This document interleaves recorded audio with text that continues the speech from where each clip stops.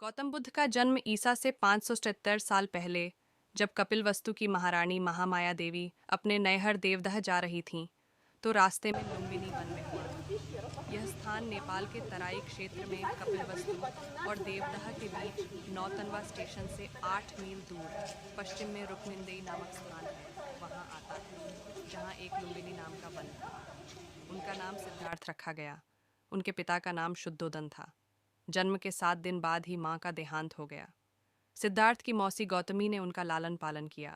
सिद्धार्थ ने गुरु विश्वामित्र के पास वेद और उपनिषद तो पढ़े ही, राजकाज और युद्ध विद्या की भी शिक्षा ली। कुश्ती, घुटह दौड़, तीर कमान, रथ हाँकने में कोई उसकी बराबरी नहीं कर पाता। सिद्धार्थ के मन में बचपन से ही करुणा भरी थी। उनसे किसी भी प्राणी का दुख नहीं देखा जाता था। यह बात इन उदाहरणों से स्पष्ट भी होती है। खुड्डहदौद्ध में जब घुड्डे दौड़ ढाते और उनके मुंह से झाग निकलने लगता, तब सिद्धार्थ उन्हें थका जानकर वहीं रोक देते और जीती हुई बाजी हार जाते थे। खेल में भी सिद्धार्थ को खुद हार जाना पसंद था, क्योंकि किसी को हराना और किसी का दुखी होना उनसे नहीं देखा जाता था। एक समय की बात है, सिद्धार्थ को जंगल में किसी शिकारी द्वारा तीर से घायल किया हंस मिला। उन्होंने उसे उठाकर तीर निकाला, सहलाया और पानी पिलाया।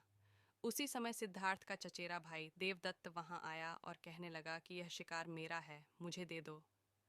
सिद्धार्थ ने हंस देने से मना कर दिया और कहा कि तुम तो इस हंस को मार रहे थे, मैंने इसे बचाया है।